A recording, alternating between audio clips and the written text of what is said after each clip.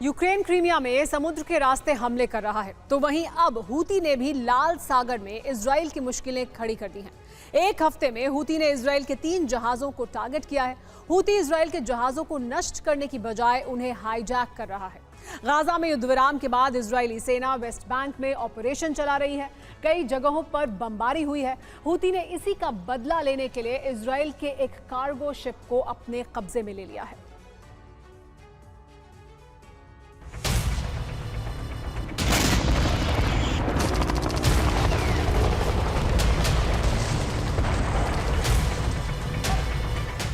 Israel के जहाज पर हेलीकॉप्टर से उतरे हूती विद्रोहियों की इन तस्वीरों ने पूरी दुनिया को हैरान कर दिया था।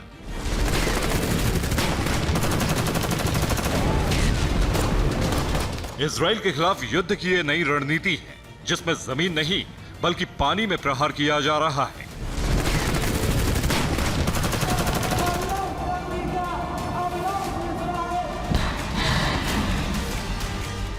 इजराइल ने अपने जहाजों की सुरक्षा बढ़ाई थी, लेकिन फिर हूती ने एक शिप पर कब्जा जमा लिया है।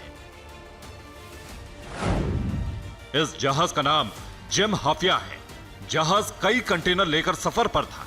शनिवार को इसके हाईजैक होने की खबर आई।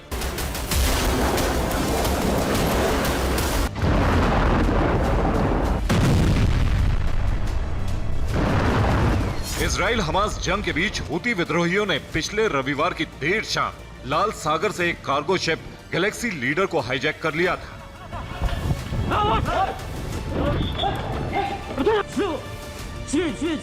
इसके एक दिन बाद यानी सोमवार देर शाम हूती ने शिप हाईजैक करने का 2 मिनट का वीडियो शेयर किया।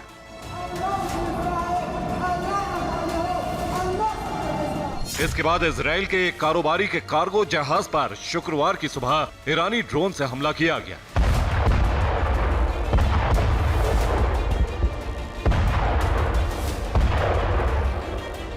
एक रिपोर्ट के मुताबिक लाल सागर में इजराइल के एक फाइटर जेट ने भी एक ड्रोन को नष्ट कर दिया।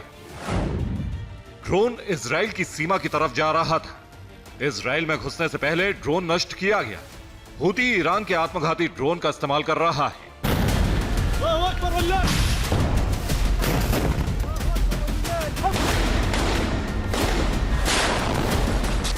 गाजा में सीज फायर के बीच इजराइल के कार्गो शिप को हाईजैक करना वेस्ट बैंक में हो रहे हमले का बदला कहा जा रहा है। ये तस्वीरें वेस्ट बैंक के रामल्लाह की हैं। यहां फिलिस्तीनियों पर सेना को आंसू गैस के गोले दागने पड़े। ये लोग फिलिस्तीन के कैदियों की रिहाई के लिए जमा थे।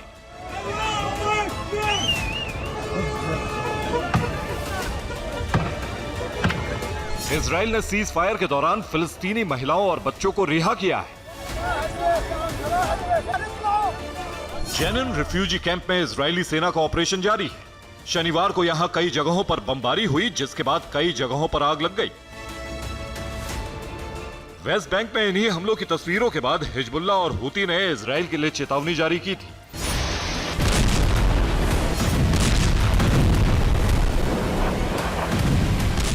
गाजा की तरह ही इजरायली सेना कब्जे वाले वेस्ट बैंक में जेनिन सरकारी अस्पताल और इब्न सिना अस्पताल को घेर रही है।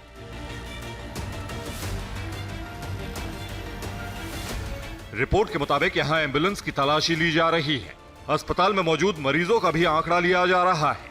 अस्पताल के आसपास मौजूद लोगों से पूछताछ की जा रही है। जेनिन रिफ्यूजी कैंप में सेना ने सब कुछ तहस नहस कर दिया है। यहां की सड़कें भी तोड़ दी गई हैं। कई मकानों को तहस नहस कर दिया गया है। जेनिन में इजरायली फोर्स ने हवाई हमले किए हैं। बमबारी से कई इमारतों को नुकसान पहुंचा। इजरायली सेना जेनिन को पूरी तरह से खाली करवाना चाहती है।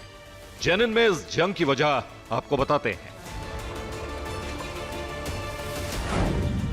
इजरायली सैनिक जेनिन के कैंपों को आतंकियों का गढ़ बताती है। कैंप में इस्लामिक जिहाद हमास के लड़ाकों के छिपे होने का दावा करती है। जेनिन में इजरायली सेना की सबसे बड़ी मुसीबत जेनिन ब्रिगेड है।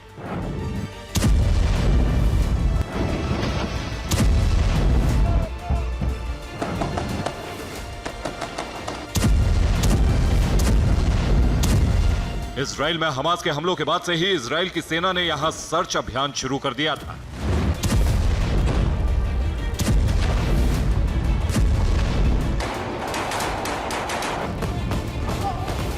सेना की कार्रवाई में कई फिलिस्तीनियों की गिरफ्तारी और कई जगहों में झड़पों के बाद लोग जख्मी भी हुए।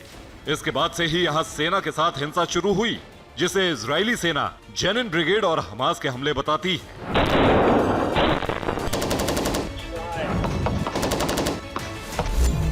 जेनिन कैंप में इजराइल के लिए इस वक्त जेनिन ब्रिगेड ही सबसे बड़ी चुनौती है।